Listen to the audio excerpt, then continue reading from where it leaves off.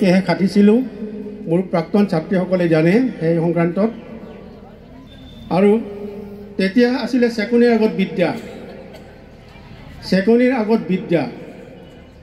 চেকনিৰ আগত বিদ্যা যদিও ছোৱালী মানুহ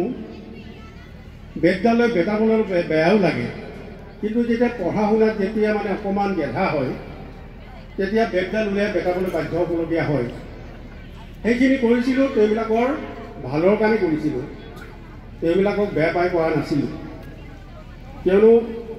আমাৰ বংশতে শিক্ষকতা কৰাৰ এটা অভিলেখ আছে